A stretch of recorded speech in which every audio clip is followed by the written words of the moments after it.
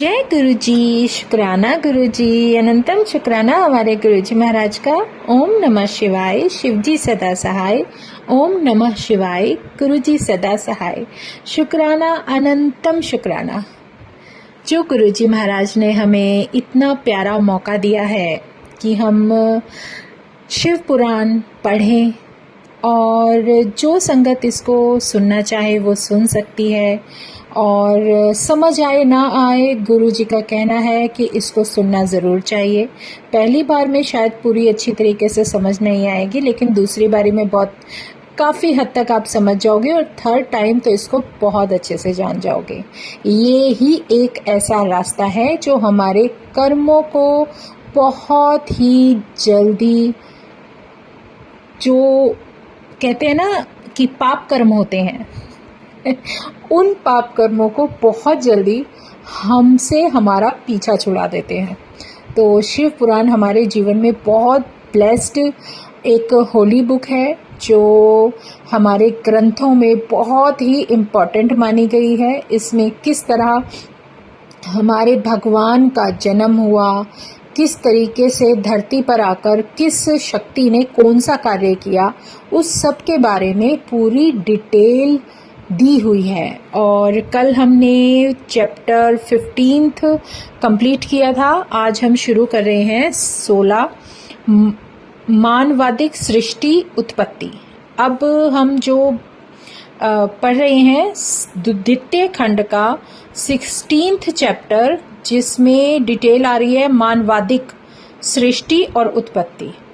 ब्रह्मा जी बोले, हे नारद, मैंने स्वयं शब्द आदि पंचभूतों द्वारा पंचीकरण करके उनसे स्थूल आकाश, वायु, जल, अग्नि, पृथ्वी तथा पर्वत, समुद्र, वृक्ष आदि और काल आदि युग पर्यंत कालों को भी मैंने रचना की है। हे मुने, और भी सृष्टि के पदार्थों की रचना की, पर मैं संतुष्ट नहीं हुआ। तब मैंने सांब शंकर का ध्यान करके सृष्टि के पदार्थ निर्माण किए। अपने नेत्रों से मरीचि को, हृदय से भृगु को, सिर से अंगिरा को, व्यास ने ऋषि श्रेष्ठ पुलह को निर्माण किया। उदान से पुलस्त्य को, समान से वशिष्ठ जी को, अपान से ऋतु को, श्रोत्र से अग्नि को और प्राण से दक्ष जी को निर्माण किया। गोदी से है, हे नारद जी, तुमको, और छाया से करदम जी का निर्माण किया, और सब साधन के साधन धर्म को संकल्प से निर्माण किया। हे मुनि श्रेष्ठ, इस प्रकार मैं महादेव जी की कृपा से इन सृष्टि के साधनों को निर्माण करके कृतार्थ हो गया। हे तात, फिर मेरी आज्ञा से संकल्प संभव धर्म साधकों के साथ मनुष्य रूप से प्रवृत्त हुआ। हे मुने, फिर मैंने अपने शरीर से सुर, असुर आदि अनेक पुत्र बनाए और उनको अनेक अनुरूप पुत्र दिए। तब अंतर्यामी शंकर की प्रेरणा से मैंने अपने 2 भाग करके 2 रूप किए। हे मुने, मैं आधे से नारी और आधे से पुरुष हुआ। उससे सबका साधन परमोत्तम एक मिथुन बनाया। इसमें पुरुष परम साधक स्वयंभू मनु हुआ और योगिनी तपस्विनी शतरूपा स्त्री हुई। उस अत्यंत शोभा वाली को मनु ने ग्रहण किया। हे तात, उन्होंने विवाह की विधि से मैथुनी सृष्टि उत्पन्न की। उसमें उन्होंने प्रिय व्रत पुत्र को उत्पन्न किया। दूसरा पुत्र उत्तानपाद किया और तीसरी जो थी 3 कन्या जन्मी, जो आकुति, देवहूति और प्रसूति नाम वाली थी। रुचि के निमित्त आकुति और करदम के निमित्त देवहूति दी। उत्तानपाद की छोटी बहन प्रसूति दक्ष प्रजापति के निमित्त दी। उनमें प्रसूति की संतान से चराचर जगत व्याप्त हो गया। आकुति में रुचि से दक्षिणा सहित यज्ञ उत्पन्न हुआ। यज्ञ के दक्षिणा में 12 पुत्र उत्पन्न हुए। हे मुने, देवहूति में करदम से बहुत से पुत्र उत्पन्न हुए। दक्ष के 24 कन्या हुई। सो दक्ष जी ने श्रद्धा आदि ले 13 कन्या धर्म को दी। हे मुनीश्वर, उन धर्म की स्त्रियों के नाम सुनो। श्रद्धा, लक्ष्मी, धृति, तुष्टि, पुष्टि, मेघा, क्रिया, बुद्धि, लज्जा, वसु, शांति, सिद्धि, कीर्ति, यह 13 धर्म की स्त्री हैं। उनसे छोटी जो 11 कन्या थीं वे ख्याति, सतपथ, संभूति, स्मृति, प्रीति, क्षमा, सन्नति, अनुरूपा, ऊर्जा, स्वाहा, भृगु, भव, मरीचि, अंगिरा, मुनि, पुलत्स्य, पुलह, ऋतु, वशिष्ठ, वही, पितर, इन 11 को तथा क्रम से यह श्रेष्ठ कन्या ब्याही गई। इनकी संतानों से चराचर सहित त्रिलोकी व्याप्त हो गई। इस प्रकार अंबिका पति की कर्मानुसार अनेक प्राणी और ब्रह्म श्रेष्ठ उत्पन्न हुए। कल्प भेद से दक्ष के 60 कन्या कही गई हैं। उनमें 10 धर्म को, 27 चंद्रमा को और विधि से 13 कश्यप को दी हैं। हे नारद, और 4 पररूप ताक्षर्य गरुड़ जी को दी। भृगु, अंगिरा और कृशाश्व को 2-2 कन्या दी। उनसे चराचर बहुत सी सृष्टि हुई। हे मुनि श्रेष्ठ, जो दक्ष जी ने विधि पूर्वक 13 कन्या कश्यप जी को दी थी, उनकी संतानों से चराचर त्रिलोकी व्याप्त हो गई। स्थावर जंगम इनमें कहीं भी शून्यता न रही। देवता, ऋषि और दैत्य प्रकट हुए। वृक्ष, पक्षी, पर्वत, विरुद्ध छोटे वृक्ष हुए। इस प्रकार दक्ष की कन्याओं से यह चराचर जगत व्याप्त हो गया। इस प्रकार शिवजी की आज्ञा से ब्रह्मा जी ने यह सृष्टि की। सती के त्रिशूल के अग्रभाग से सदाशिव ने रक्षा की। सर्वव्यापी शिवजी ने उसको तप के निमित्त ही निर्माण किया था। वे दक्ष जी से लोक के कल्याण के निमित्त ही प्रकट हुई थी। भक्तों के उद्धार के निमित्त उन्होंने बहुत सी लीला की। जिसका वामांग बैकुंठ है, दक्षिणांग मैं हूँ। रुद्र जिसके हृदय में है, इस प्रकार शिव को त्रिविध कहते हैं। मैं, विष्णु और रुद्र, यह तीनों गुण हैं। परब्रह्म अविनाशी शिव स्वयं सदा निर्गुण है।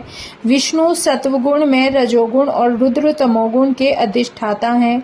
लोकाचार में इस प्रकार नाम है। वास्तव में तो अंतर में तब, बाहर में सत्व ऐसे विष्णु है, बाहर में तम, अंतर में सत्वगुणी रुद्र है। भीतर में सत्व और तम, बाहर में रजोगुण प्रधान। मैं ब्रह्मा हूँ। रजोगुणी सुरा देवी है, सत्व रूपा वह सती है, तमोमयी लक्ष्मी है।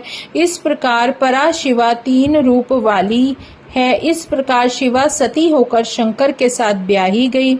पिता के यज्ञ में शरीर छोड़कर नारद से उस अपने पद को प्राप्त हुई। फिर देवताओं की प्रार्थना से वह शिवा पार्वती हुई। बड़ी तपस्या करके फिर शिवजी के समीप प्राप्त हुई।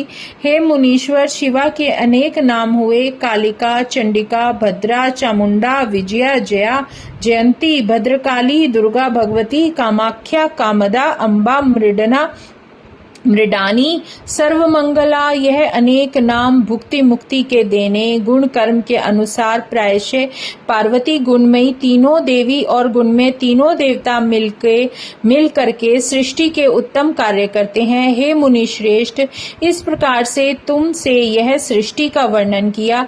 शिव की आज्ञा से मैंने सब ब्रह्मांड की रचना की है। पर ब्रह्म शिव है, उनके 3 रूप हैं।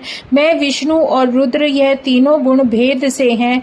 निर्गुण स्वगुण स्वतंत्र परमात्मा शिव शिवा के सहित मनोहर शिव लोक में रमन करते हैं। उनके पूर्णावतार रुद्र साक्षात शिव हैं।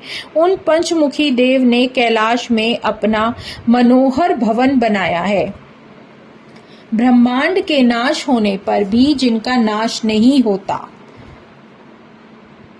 इसमें जो बताया है कि रुद्र साक्षात शिव हैं। उन पंचमुखी देव ने कैलाश में अपना बहुत ही प्यारा भवन बनाया और ब्रह्मांड के नाश होने पर भी जिसका नाश नहीं होता वो हमारे महाशिव हैं। अब 17th चैप्टर शुरू हो रहा है, जिसमें व्याख्या की गई है कि शिवजी की कैलाश यात्रा एवं गुणानिधि चरित्र वर्णन। सूत जी बोले, हे मुनियों, ब्रह्मा जी के ये वचन सुनकर नारद जी फिर नमस्कार करके उनसे पूछने लगे। नारद जी बोले, भक्तवत्सल शंकर किस समय कैलाश पर गए और महात्मा कुबेर के साथ उनकी मित्रता कहाँ हुई, और परिपूर्ण शिवाकृति हरि ने वहां क्या किया, यह सब कुछ मुझसे कहिए। इस बात का मुझ में परम कौतूहल है। ब्रह्मा जी बोले, सुनो नारद जी, शंकर का चरित्र कहता हूँ। जिस प्रकार कुबेर से मित्रता हुई, कांपिल्य नगर में एक सौम्या जी के कुल में उत्पन्न यज्ञ विद्या में विशारद यज्ञदत्त नामक दीक्षित था। वह ब्राह्मण वेद वेदांग का जानने वाला, वेदांत आदि में चतुर, राजमान्य, बोलने में चतुर, कीर्ति भाजन था। उस यज्ञदत्त दीक्षित का गुण निधि नामक पुत्र था। 8 ही वर्ष में यज्ञोपवीत होकर जिसको पढ़ने को भेजा था, पर पिता के अनजान में वह द्यूत खेलने लगा। माता के पास से बहुत सा धन लाकर अभिमान से ज्वारियों के साथ ही मित्रता करने लगा। कर्म से ब्राह्मणों के आचार छोड़ दिए, संध्या स्नान से भी परांग मुख हुआ, वेद शास्त्र और देव ब्राह्मणों की निंदा करने लगा। स्मृति आचरण से विहीन होकर गीत बाजे के खेल में लग गया। माता के कहने से भी वह पिता के समीप नहीं जाता, और वह पिता कार्य तथा दीक्षा में लगा कर रहता। और जब कभी वह अपनी स्त्री से पूछता तो हे कल्याणी, इस समय हमारा गुण निधि पुत्र घर में नहीं है, क्या करता है? तब वह कहती कि अभी तो बाहर गया है, अभी स्नान करके पाप रहित देव पूजन कर रहा था। कभी कहती पढ़ने में बिजी था, तो वह 2-3 मित्रों के साथ गया है। एक ही पुत्र होने के कारण माता दीक्षित को प्रताड़ना कर देती। इससे दीक्षित ने उस पुत्र के कर्म और वृत्त के बारे में कुछ भी न जाना। फिर उसने 16वें वर्ष में इसका केशांत कर्म किया। पीछे दीक्षित यज्ञदत्त ने उस पुत्र का गृहोत्तक विधान से विवाह कराया। हे नारद, प्रतिदिन उसकी माता पुत्र को समझाती थी और एकांत में बैठाकर प्यार से कोशिश करती थी कि वह समझ जाए। हे पुत्र, तुम्हारे महात्मा पिता बहुत क्रोधी हैं। यदि वह तुम्हारा और मेरा चरित्र जान लेंगे तो तुझे और मुझे दोनों को मारेंगे। मैं तेरे पिता के आगे नित्य तेरी कुचेष्टा को छिपाए रहती हूँ। सदाचार से ही तुम्हारे पिता की प्रतिष्ठा है, धन से नहीं है। तुम दुर्वृत्त का संसर्ग छोड़कर साधुओं के संग में प्रीति करो, अच्छी विद्या में मन लगाओ, ब्राह्मणों के आचार करो, पिता के समान यश कुल शील से चलो। उनके से कार्य ना करके तू लज्जित क्यों नहीं होता? यह बात बुरी अपनी जो आदतें हैं उन सबको छोड़ दे। इस अपने स्थान में स्थित ब्राह्मण कुमारों को तो देख, और इन विनय परायण घर के शिष्यों को तो देख। हे पुत्र, जब राजा इस तेरी कुचेष्टा को सुनेगा तो तेरे पिता से श्रद्धा हटाकर आजीविका नष्ट कर देगा। अभी तो लोग तेरी बाल चेष्टा कह देते हैं, अनंतर वे दीक्षित पना हरण कर लेंगे। पीछे सभी तेरे पिता को और मुझे दुर्नाम धरेंगे कि यह बालक माता के चरित्र पर गया है, कारण कि तेरा पिता तो पापी नहीं है, शुद्ध स्मृति का अनुगामी है। मैं भी उनके चरणों में मन लगाने वाली हूँ। इस बात के साक्षी महेश्वर हैं।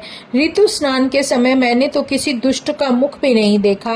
अहो विधाता की गति बड़ी बलवान है, जिससे तुझ सरीखा पुत्र उत्पन्न हुआ। इस प्रकार प्रतीक्षण माता उसको शिक्षा देती, समझाने की कोशिश करती, पर उसने उस दुष्कर्म को ना छोड़ा, कारण कि वह निर्बोध उसके व्यसन में रत हो गया था। वह दुर्मति जो घर में देखे वह जाकर वस्त्र, पेटी आदि सब जुआरियों को दे आए।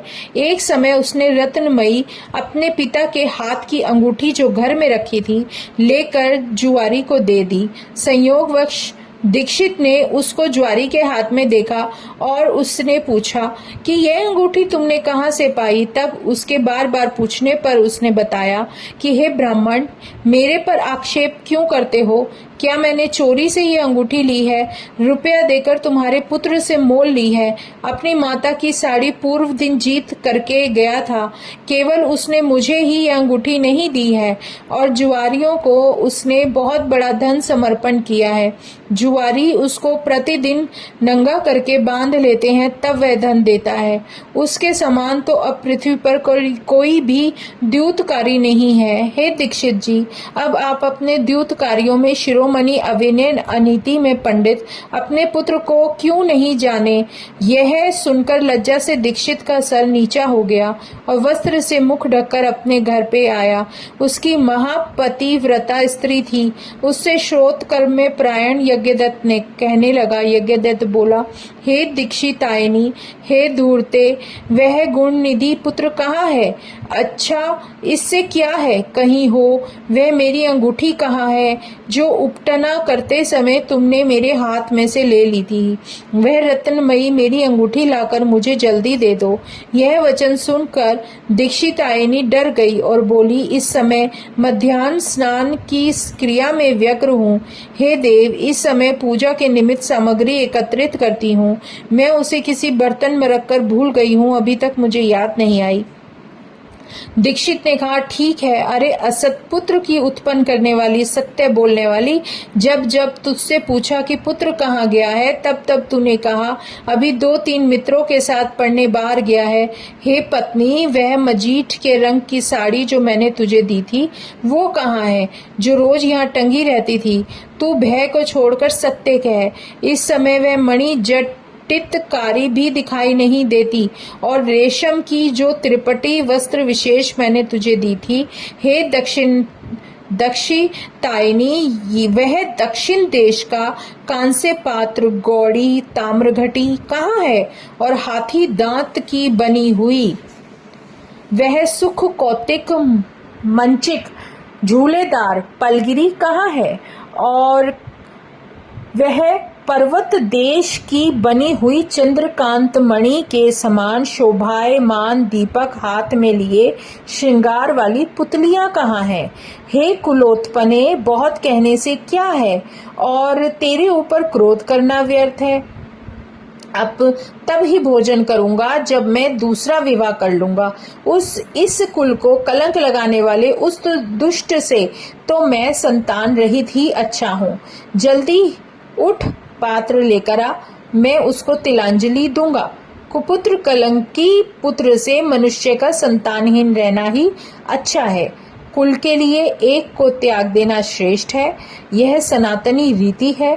यह कहकर दीक्षित ने स्नान करके नित्य विधि करके उसी दिन किसी क्षत्रिय कन्या से अपना पाणी ग्रहण कर लिया। प्रकार जो इसमें 17th चैप्टर है, उसमें एक कहानी बताई गई है एक पंडित जी की, किस तरीके से वह जो पंडित राजा के पास कार्य करते हैं, उनका पुत्र उनकी कहना नहीं मानता और किस तरीके से सारा का सारा धन ले जाकर जुआ में हार जाते हैं, और जितना भी जो भी कीमती सामान है वो भी जुआरियों को देकर आ जाते हैं।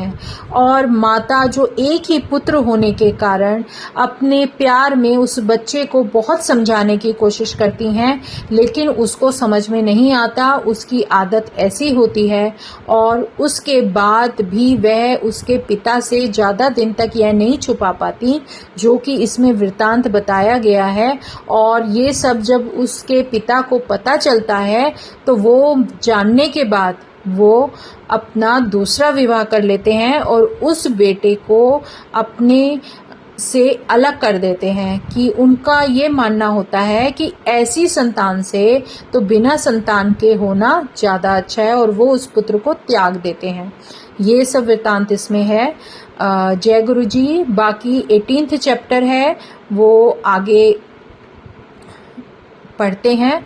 तो शुक्राना गुरु जी का, शुक्राना, अनंतम शुक्राना। ओम नमः शिवाय। शिवजी सदा सहाय। ओम नमः शिवाय। गुरुजी सदा सहाय। शुक्राना, अनंतम शुक्राना। इस कहानी का आगे का वृत्तांत नेक्स्ट जो 18th पॉइंट है जो इसके पुत्र, जो पंडित जी के पुत्र हैं, उनको किस तरह मोक्ष मिलता है उसके बारे में बताया गया है। जय गुरु जी।